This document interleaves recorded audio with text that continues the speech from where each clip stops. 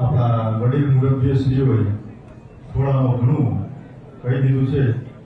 એટલે સાબરકાંઠા જિલ્લા હિંમતનગરની અંદર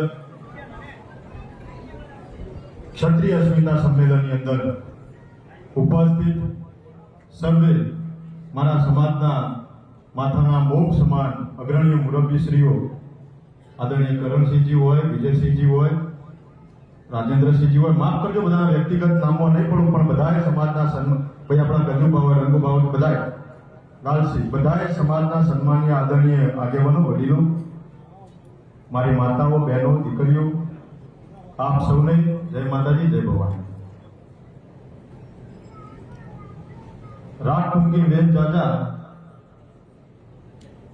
આવતીકાલે કુરુક્ષેત્રના મેદાનમાં રણસંગ્રામ જામવાનો છે. એના એક દિવસ અગાઉ આ ભવ્ય ક્ષત્રિય અસ્મિતા સંમેલન યોજાયું છે. ત્યારે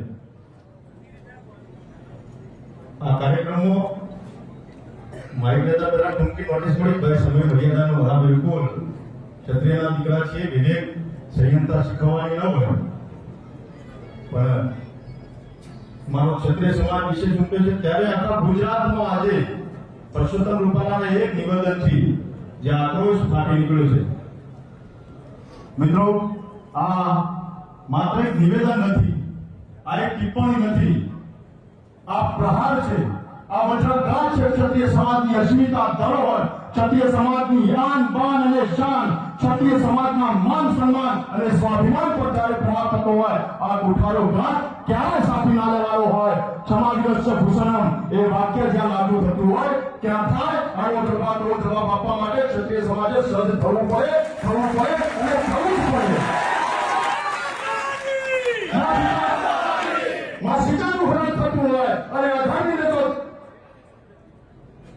ક્ષમા આપી દેવામાં આવે.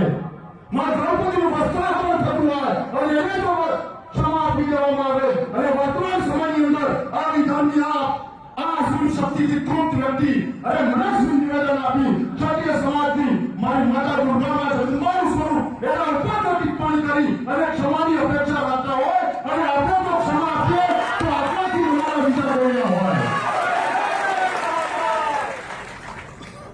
આખા ગુજરાતના ક્ષત્રિય સમાજને હાકલ અને આહ્વાન કરું.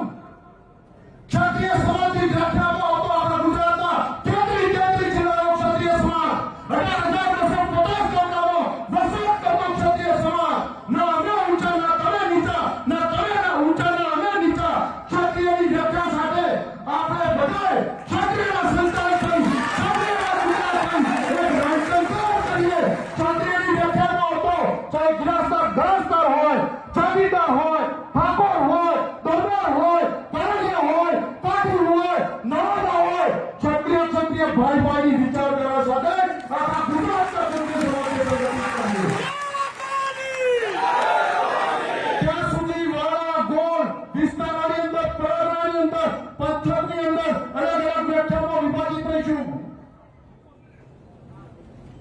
આપણા મનમાં તો એક સ્વતંત્રમાં આપણે આપી ગયા છીએ, જેમાં આપણે વંશજો, બાળકો અને વારસો છીએ.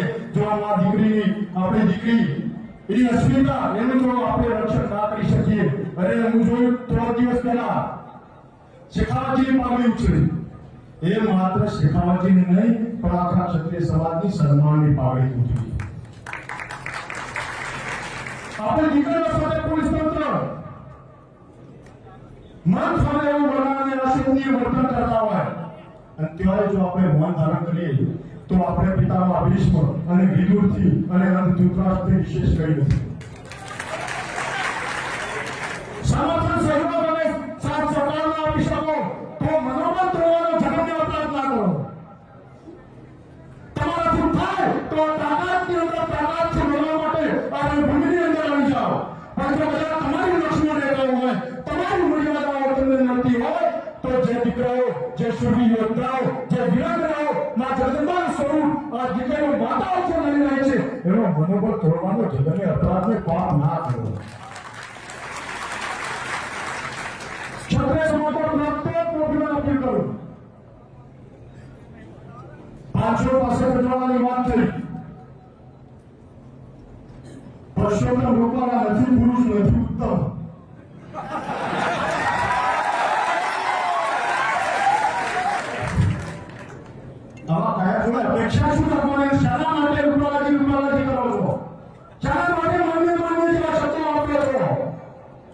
એ સન્માન આદરનો અધિકારી નથી. એવા કયા વ્યક્તિને હવે ટોચલાઈથી જ વર્તન કરવું પડ્યું? કારણ એને જે નિમ્ન કક્ષાની માનસિકતાથી જે નિવેદન કર્યું છે એ સન્માન મર્યાદા એ મોઢાનું તમામ સ્તરથી ઉતરી ગયેલ માણસ છે. હવે ક્ષત્રિયો કોઈ વ્યવહાર કર્યા નથી ને. ક્ષત્રિય એક જ વ્યવહાર કર્યો છે, માથા ઉતારી દેવાનો, માથા અપાવો.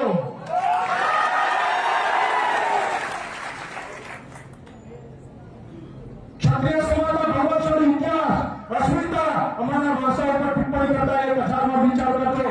અમે જાતિવાદી જ્ઞાતિવાદી ક્યારે નથી. અમે તો એ ક્ષત્રિયના દીકરા છીએ જેને લગ્ન મંડપમાં હોમણ ભણતા હોય કે તારા સીમાડાની અંદર ગૌ માતાની પ્રત્યે આમ થઈ ગયો હોય, જેને વાવડ મળતા હોય કે તારા રાજની અંદર તો વાલ્મીકીના દીકરીના શિયા રોલતા હોય, અને જે લગ્ન મંડપમાં વરમાળા તોડી યુદ્ધ ભૂમિમાં પ્રયાણ કરતો હોય, અને જેના તળ પરથી મસ્તક કપાઈ જતા હોય, અને જેના તળ રહેતા હોય, એ શૂરવીરોના સંતાનો છીએ. કોમવાદ, જાતિવાદ, જ્ઞાતિવાદ, સંસ્કૃતિ, પ્રકૃતિ, સંસ્કાર કે ઇતિહાસ અમારે રહ્યા નથી. અને જ્યારે પાયા પડ્યા છે, જ્યારે માતા આપ્યા છે, ત્યારે કોઈ ધર્મ, કોઈ જ્ઞાતિ, કોઈ વર્ણ, કોઈ જાતિ જોડે નથી. પણ અમારા સન્માન ઉપર જ્યારે પ્રહાર થતો હોય ત્યારે જો માનકારા કરી લઈએ અને ત્યારે સમાજ ભૂષણનું જો અંતિમ અને અનુકરણ કરીએ અને ત્યાં એનો જો જવાબ આપી શકીએ, એનો જો પ્રતિકાર ના કરી શકીએ તો આવનારી પેઢી અમને માફ ના કરે. અને એના માટે આજે ગુજરાતમાં લડવા નીકળ્યા છીએ. ટિકિટ રદ કરવાની માંગ સાથે નીકળ્યા છીએ. પણ જો રજા ટિકિટ રદ નહીં થાય તો આવનારા સમયમાં કોઈને રદ કરીશું એનો પણ ચિંતા અને મંથન